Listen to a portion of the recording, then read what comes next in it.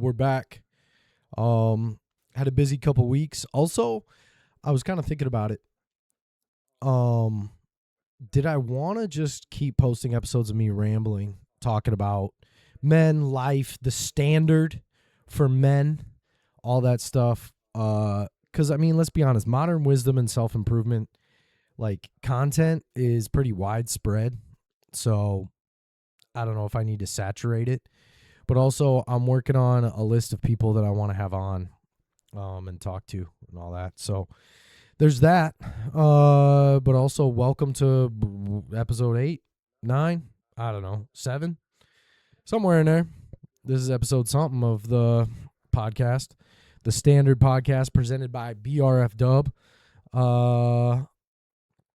Yeah. Also, happy Pride Month. I was just trying to get through this without laughing. Happy Pride Month to the guys who skip leg day, shoot 6.5 Creedmoor, shoot a crossbow. Happy Pride Month to the guys who... I was trying so hard to be serious. Anyway, also, if you're offended by that, joke's on you. I haven't done leg day in a while, and I shoot a 6.5 Creedmoor. So...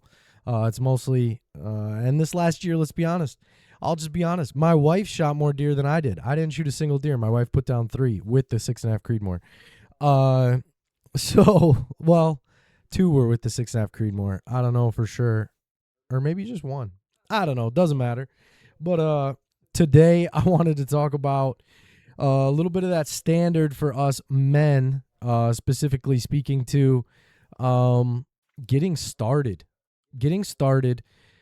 on something, your journey, the purpose of life, what you're doing to become a man.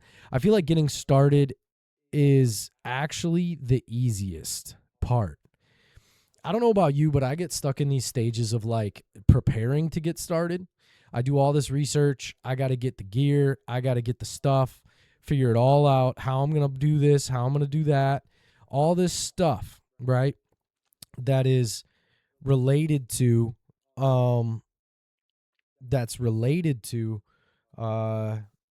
getting started. Let's think of an example so you kind of get a little bit better of what I'm talking about here. Like running, getting back into running. I'll do a little more research, learn about this low heart rate running or zone 2 running or whatever the crap. Then I got to get new running shoes. I got to get it was colder when I was doing this. This is actually a true story. Researching, trying to figure out what runs I should do, running schedule, recovery, and then also looking, at the different types of shoes. It was colder out, so I got running gloves. I got running balaclava thing, like all this stuff. And it's so easy to prepare and then to start, to go for the first run. I don't think is that difficult. It's really not. Starting anything, I don't think starting is the hardest part. Sometimes, depending on what it is, because if you think about like starting a new career or a new job or a new path like that, when you're young and single and living life, like it's not hard to maybe do because the responsibility is just for yourself, and especially depending on where you're at financially, all that stuff, you're pretty free to just do whatever, right? But then there's this this starting stage of like when you have a family, when you have kids, when you have a wife, when you got a house and a mortgage, or if you carry any sort of debt or or the job you're doing, it's a relationship building one. Like I think about being a pastor, things like that, where then it weighs heavily if you want to reinvent yourself. And the older you get, the harder it is to reinvent yourself because of these responsibilities. So sometimes starting when you're doing something like that is hard. But I guess I'm speaking mainly to like good habits, building up your stronger self, working out, eating right, running, being active, creating a better morning routine, a nighttime routine, work-life balance. Like anytime you're going to shift your lifestyle, it becomes, I don't think to start is that hard. You can procrastinate starting by just researching, because then you're feeling productive, like I'm planning to do this, I'm planning to do this, I'm planning to do this, and then you never actually just do it.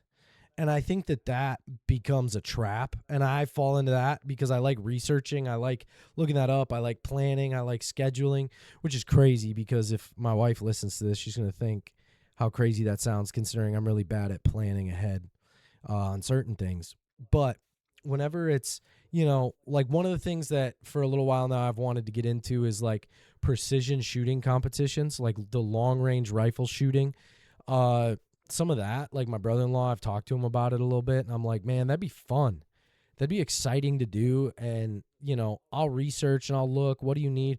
Or if you want to practice CQB and defense and all this different stuff, like got to get the right AR set up, and you research. Financial investment there is kind of a big hurdle to start with. There's a lot of hobbies that I don't think are as financially like draining. Like, for instance, hunting.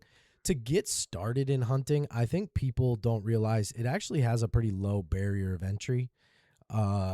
It's not that bad, but I feel like CQB and defense and concealed carry or competition shooting, stuff like that, becomes really difficult to get into, and the barrier of entry is really high because information overload, cost of things is crazy. Finding a place to practice and do these things, because I don't know about you, but like going to my local gun range here, like you got to hope nobody's there. You got to hope nobody's there if you're going to be like AR, pop, pop, safety on, drop it, not drop it, but like swing it and then pull from your holster and pop, pop. Like if people are at the range and they're seeing you do this, or if you want to move and shoot, stuff like that, the barrier of entry gets really high on some of those things. But like there's so many other things that I think we use an excuse, the excuse of barrier of entry to keep us from doing certain things and just becoming disciplined in some of these things and learning a new thing, which is super underrated. I kind of wanted to do a part of a podcast. I don't know. Maybe I'll get into it a little bit later because I don't know if I want to do just podcasts where I just talk about one thing the whole time. Maybe be a little more nonlinear, like try to talk about things that matter, like today's topic, getting started, building, changing your lifestyle. And then we're going to get into the second phase of that, which is keeping going. But then reference some other things that I've like either read or watched or learned that, I don't know, something like impacted me. But so maybe on this podcast, we'll jump into some of that or kind of do that and see what you guys think. Or do you like when it's just one strict topic on the pod? You know what I mean? But anyway, so getting started, we make excuses. We get stuck in productive procrastination, which is the research phase. You feel productive, but you're not actually getting out there and running. You're not actually dieting. You're not actually lifting any weights. You're not actually doing jujitsu. You're not actually doing any of this. So some of that, hits a little different when you're in that phase and you productively procrastinate. And sometimes it's fear. Sometimes there's other excuses or things that get in the way, distractions. Because that's one thing that I think is not talked about enough is that if you've lived your life a certain way for so long, when you try to change that, you're not just like disciplining yourself in your habits, but like the way your brain is wired, dopamine, all this different stuff that like physically, mentally, you're breaking through. And then not to mention when it's spiritual related, like when you're trying to quit a bad habit that's either sin or something that's just not benefiting your life, like trying to break those habits is not as easy because you've trained yourself to look at things a certain way, do a certain thing, rely on certain things. Like relationships, people that can't get out of that and start a healthy single phase and they keep getting that, late night text or whatever, or just checking in, like talking because you like the attention. You keep relying on that person, and removing that like crutch from your life then becomes difficult because you've trained yourself to just rely on the same thing over and over. And so getting started can have its difficulties, but I don't think it's as hard as keeping going. And just before we get into that topic, accountability time. I think I'm going to do this on the podcast, talk about my weeks, where I'm at with my disciplines, daily disciplines, habits, things that I'm trying to do. So I want to do that because, then you'll feel a little personal with me, and it also holds me accountable knowing that I have to report back on the podcast. So lately I haven't even been productive procrastinating. Work wise lately, it's been strenuous. I think that I default to when I have so many things to do, I kind of shut down and don't do anything. And then when there's pressure, like, oh, that's in a few days or that's in a month and I have to get this promotion out for an event or whatever, through my job at the church. For those that don't know, I work as a pastor. I'm in charge of some tech stuff, getting like Sunday sermons edited and uploaded, uh, and then also helping and working with the person that we're contracting for the new website. But I also do men's ministry, young couples ministry, young families ministry. Currently interim youth pastor. We can't find a youth pastor to hire, so I'm doing the youth ministry as well. And then I oversee our RT team, which is like a response team. Don't call it security for legal reasons, but basically they're kind of overseeing on Sundays and during services and stuff. Make sure if there's anything that does come up, we're handling it. This last Sunday, had a couple things that I've had to deal with on that front. But preaching on Sundays to give senior pastor a break, taking care of any other senior pastor responsibilities that he doesn't have time for, or his schedule's booked, or if he's out of town, whatever it is. So I kind of oversee all of that. And when we added the youth pastoring thing, I became extremely busy. While you're also trying to manage your family, your home life, friendships and relationships. Like I've had people tell me like, come over, let's hang out, let's do this. And I'm like, yeah, I'll in a month, because I got things booked up, while you're also still trying to do some of like your own enjoyment, own personal thing, which gets into like men's mental health, which we got to talk about sometime on the podcast, and how to manage that and do better with it, because I think men are just struggling. But I accountability wise, diet has been very, very hit or miss. Like I'm telling myself I'm going to eat clean and I'll do breakfast or lunch and I'll eat something healthy. But my tendency is to get up in the mornings and just book it out the door. I don't know why. I hate it, because then I get to the office and I get to work. But then by like later in the day, I'm like, man, I wish I would have taken my time this morning. I wish I would have maybe waited till the whole family was awake, had breakfast, got to see them, and then go to work. Or, get up and read my Bible, which daily reading of the Bible, lately it's been almost non-existent, which is awful. I'm a pastor, right? You think, but sometimes as a pastor, you get really caught up in like the job and you forget about the relationship, because your job feels like it is the relationship with God. And then you start to lose out on your actual relationship with God. And so that lately that's been something that I've needed to get back into. And prayer life has actually been good, though. I will say that. Multiple times a day, every day, just conversations with him, praying for other people, praying with my wife. I need to step it up a little bit, because that's something you got to do. And I haven't been doing that enough, but praying with the kids, doing all that stuff. So some of that discipline has been good, but diet has been horrible. Physical fitness, not great. I worked out yesterday for the first time in maybe a week and a half, lifted some weights. I've been meaning to go for runs. I went for a run. I did this AMRAP workout for a friend of mine. His dad took his own life a few years back, and he created this AMRAP workout, as many reps as possible, kind of like a HIIT workout / CrossFit. And I did that like a week and a half ago, and that was really awesome. I realized how out of shape I am. And I've also been dealing with this cough for a while and just gunk, but which I learned on that run. Dang, that kills. But trying to get my running back, because there's this 5K coming up I wanted to do with my brother-in-law. but I don't know, or a 5 mile. Maybe it's 5 mile and 3 mile. And then there's like a 2 mile maybe or something. Anyway, been lacking, guys. So you can call me out. I've been lacking for sure.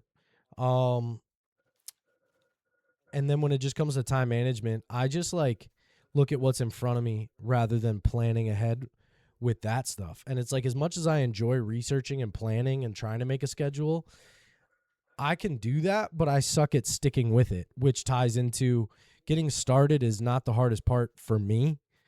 I can start a lot of things, but I have trouble following through with those things. And for me, keeping going is the hardest part. About a month back, maybe a month and a half, I was doing a program that I had created, and I called it the Invincible Project. Uh, and it was just fitness, diet, but also time management, spiritual life, tying all that in together, kind of a thing, and just really going through that, because I would love to produce content for men that will give them something to follow, a structure, not to maintain them or sustain them, sorry, but to kickstart them to then being able to live the disciplined life. But who's going to take that from the guy who can't do it? So I was doing it, and I got like 2.5 weeks in of like eating really clean, working out. Time management was decent. Spiritual life was good, like the disciplines, spiritual disciplines. Our church was doing a fasting thing, so I was even fasting sometimes, and it made a big difference. It really did. And then I just fell off the wagon for like a day, kind of busy day, and so things got kind of chaotic, and I just fell off. Years ago, 8 years ago, I had a gym membership, and I was going to the gym like once or twice a day. But what would happen is if I took a day off, one day turned into three. I'm the kind of guy that has to have like no recovery day. Now, active recovery, maybe, like you're fine, but like obviously you still need to recover. I'm not saying that you shouldn't, but I was doing all of that back then because as soon as I take a day off, then it was easier to say no the next day. I'm a addictive personality. I got to push and I go all in and I got to do it and do it and do it and do it. But as soon as I take a day where I reset or recover or relax or whatever, then I'm out the window on it. The discipline goes out the window, and it's so hard the next day to jump back on. And it really does boil down to discipline. Some of it could be personality type, but I think that, that stuff is for Pride Month. When you're the kind of guy that blames your lack of discipline and keeping your habits right and living right on your personality type, dude, you're fruity. Like, get out of here. We're men. We have the ability to exert discipline and self-control. As Christians, we have this ability to exert self-control. It's been given to us. To self-control is, a lot of people look at self-control as not doing things 100%, but it's also controlling yourself to do what is right. And discipline is important. God disciplines those he loves. And discipline should always come from a place of love. But for those of us that went to the public school or, had like grew up in the 90s or earlier, gentle parenting didn't exist, and discipline didn't always feel like love. It was more like repercussions, which is good. I'm not saying there's anything wrong with that. I'm saying what that built in us was this fear of discipline. But in reality, discipline is closely linked and cannot be actually had without love. Discipline without love is really just abuse. And I'm not throwing that out there flippantly like, oh, we were all emotionally abused. I had great parents. And the way they disciplined me, sometimes, I didn't feel like love, but I had a dad who would sit down and talk to you. And most of the time, there wouldn't even necessarily be disciplinary action, depending on how severe. But like, he would teach you, which is what discipline is supposed to be.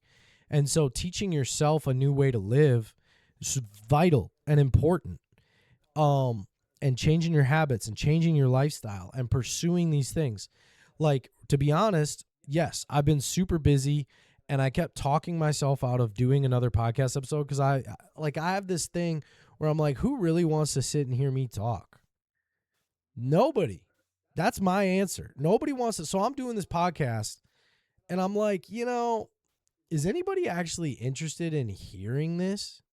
Me just droning on about things. That's why also I'm like, I need to have somebody else on the podcast so that way people are like, oh, it's interesting because of them, the dynamic between the two of them. Who wants to just sit and listen to me talk? And then I had somebody say to me, hey, when are you dropping another episode? Because I'm all caught up.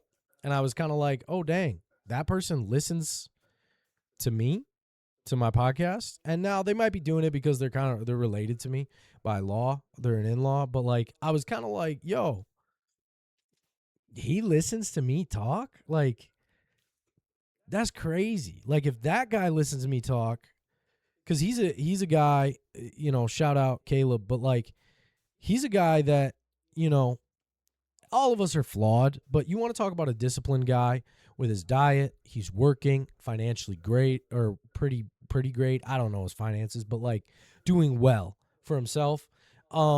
Marriage great, building a family, doing this stuff. Like, we all have flaws, and he's got flaws, but like overall, it's like he's an alpha. Like, he's the guy that you don't think needs the help from a guy like me.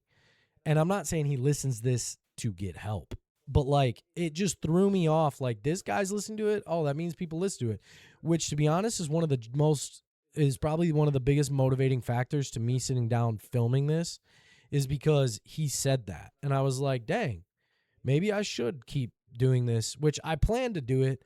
I just was going to do it more sporadic because I was so insecure about doing this. Like, who wants to hear this guy talk? What do I have to share with anybody? A little bit of imposter syndrome, whatever you want to call it. But yeah, that's what I mean by, like, I can get stuff started, but then I have a hard time following through and continuing. Because I talk myself out of it. I say, it's not really going to pay off. I also have a hard time continuing because I'm like, what is the goal? Like, the book Atomic Habits, early on in the book, talks about how goals aren't bad, but without a system, they're pointless, basically. I'm summarizing. Maybe I'm misrepresenting it, but that's what I got from it. Where it's like, you could set a goal like, I want to run this 5K in 3 weeks, but if you don't set up a quality system to achieve that, you're up a creek. All right, guys. Sorry. I had a appointment come in and I had to sit and talk with them about some things. So, but yeah, where I left off, I had to go back and look at the video, see where I left off. But I struggle with following through, doing things. I'll talk myself out of it, let insecurities play through, and all that different stuff that really impacts it. And so following through and keeping going, I think, is way harder than getting started for me. Maybe you're the opposite, but that's where it hits for me the most. But where that ties into like the daily habits, the daily life, and all these different things, there was actually a Bible verse I was going to read, talk about. Oh my word. Watch me struggle to get this Bible. Was bought for me as a gift, and I liked it because it looks like a basketball. That's what it is. It's a basketball design. But I've never really used it, so I have a lot of Bibles, so it's just not one that I used a lot. But Ephesians chapter 4,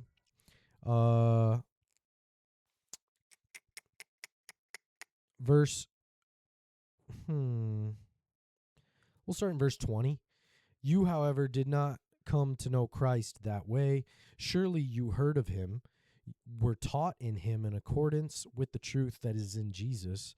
You were taught with regard to your former way of life, to put off your old self, which is being corrupted by its deceitful desires, to be made new in the attitude of your minds, and to put on the new self, created to be like God in true righteousness and holiness.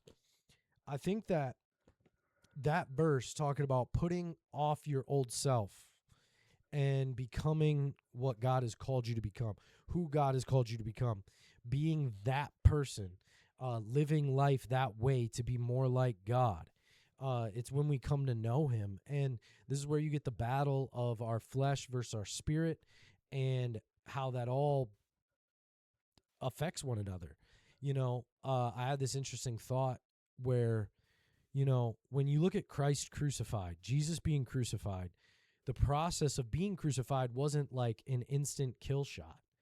So when people like talk about like you got to kill your flesh, again, it's semantics. I'm not trying to like nitpick people in the way they say things, but I think that can give us the wrong perspective of what this is supposed to be. Because it's not killing your flesh, it's crucifying your flesh, which is, Jesus, when crucified, as a demonstration of this, it was a long, drawn-out process that ended in death. It was a long, torturous, miserable, awful process that ended in death. It wasn't an instantaneous death. And so when I look at our flesh and what we're trying to build and what we're trying to do as a person, trying to better ourselves, uphold the standard that God calls us to live by, and putting off our old self, that process is torturous. It takes a while. It's not instant death. There are things in life that God can deliver us from. Boom. Then there's things that God in our life will help us through, where we will be sanctified in this process, where we will then be overcomers. Absolutely. We will overcome these things, but we're not necessarily just immediately going to be delivered. I think both things happen when we come to know the Lord, but there's certain things that take time, and it's a long process of torture. Like, it just is. That ends in death. Yeah, that's the goal, is my flesh will be destroyed, but really the flesh wants to buck back. And when we're trying to change our lifestyle, the keeping going is giving up to the torture, like tapping out, right? Happy Pride Month, the guys that tap out. No, I'm just kidding. I tap out. I don't want to black out. But really, I mean, that's what it boils down to when we're trying to get better, trying to start running again, trying to lift weights, trying to diet right, trying to eat right. Those are the same thing. I said them twice. But any sort of thing that we're trying to change about ourselves it's torturous, because our flesh, our comfort, the way that we live life, why you need to put off your former way of life is because that's the way you live. That's what you woke up every day and decided, this is what I was going to do, this is what I was going to do, this is what I was going to do, this is how I did it, this is how I'm going to do it, this is blah, blah, blah, blah, blah, blah, blah. All that stuff coming together in these moments where that's not what we're supposed to do. That's not who we're supposed to be, and we're supposed to be more like God. And Bible verses that talk about laziness, how laziness is, in a way, it's sin. Like sloth, like the 7 deadly sins, right? Sloth. Like people don't talk about that very much. They don't talk about laziness enough. And especially, I'm talking about from like a pastoral or scriptural or biblical perspective, the fact that it's sin. And like how we as men need to live our purpose. And I know a lot of guys that, they go to work, which is great, but when they're done with work or when they have a day off from work, they just want to lay around and do nothing. Hey, I'm talking about myself too. Like, that's my default sometimes, is I just want to relax. Can I relax? Like, my wife has probably heard that more times than she can count. Can I just relax in my own house? Not necessarily always yelling that at her, but like sometimes saying it at her. Because on the days off, it's like, all right, we got yard work to do. We got this. We got to fix this. And sometimes if it's not a priority, or it's like not, oh, well, is the house going to blow up if I don't do that? Well, then I don't want to do it. So I'm admitting to you my own flaws and faults and shortcomings. So you could point and laugh, but also you got to think about yourself. Now there's another side to the coin, where some guys, it's working too much, and it's not lazy, but it's not ultimately, whether it's the lazy or overproductive. And overproductive sounds like, well, that's not a thing. It is a thing, because the moment that we neglect our home life, family life, we neglect church, community, people, kids, whatever it is, the moment we neglect those things, we are in fact not living to the standard that God called us to. which is why Paul talks about it better off, you're better off not getting married. It wasn't that getting married was wrong. It's just that when you do get married, now you're adding responsibilities to your list that God calls you to. And so if you just want to work for the Lord and just spend time with him and not do these other things, then don't get married and just work for the Lord, do your job, do all this stuff. But if you're going to get married, guess what? God calls you to be a husband. You're going to have kids. He calls you to be a father. And being a father and being a husband is not just how much money am I making for you. It's how much time am I spending with you? Am I going to be there? I've talked to multiple people who are from wealthy families and their dad just worked all the time. They're like, I wish I could have told my dad that I didn't need all these things. I just wanted him.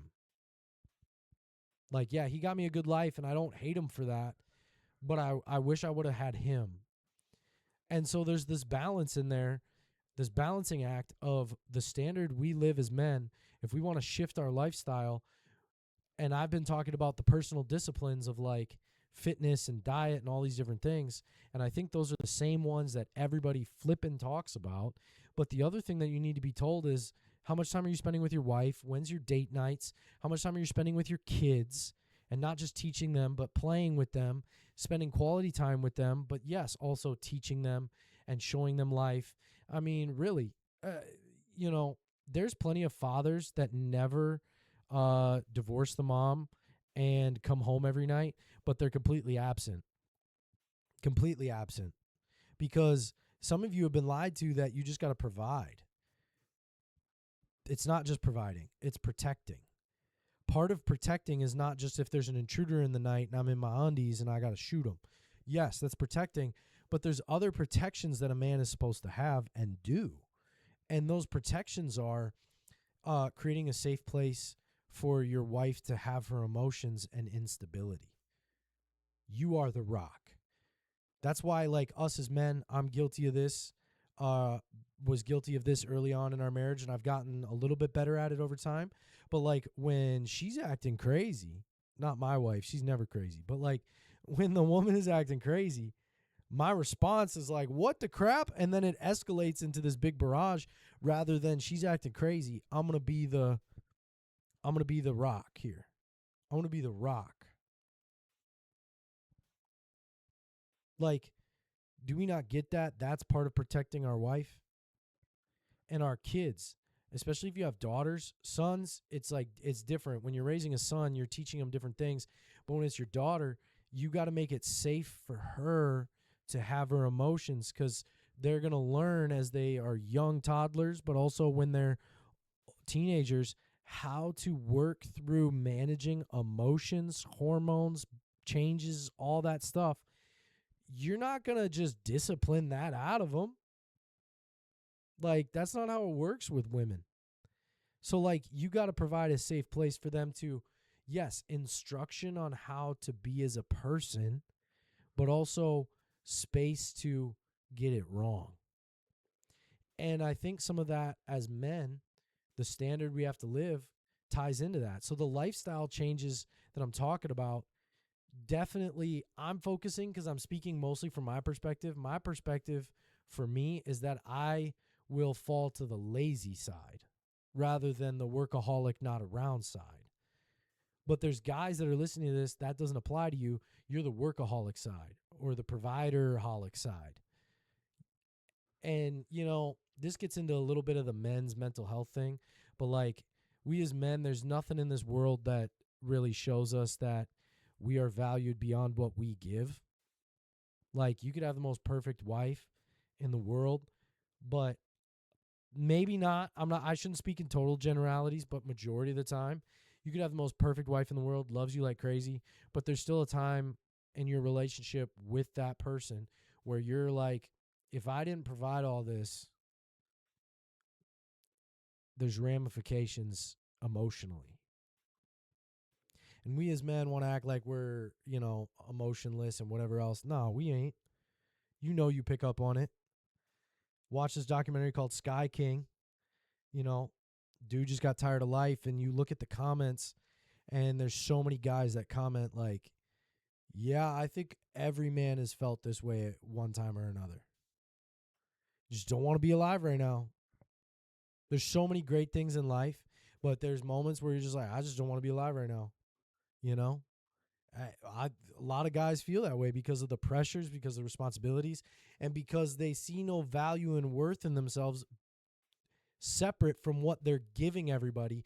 And that's what gets them up in the morning and going to work and doing these things and trying to do these lifestyle changes that maybe we don't even care about necessarily, but we feel like I'm not valued or I'm not valuable, I'm not worth anything unless I could do this.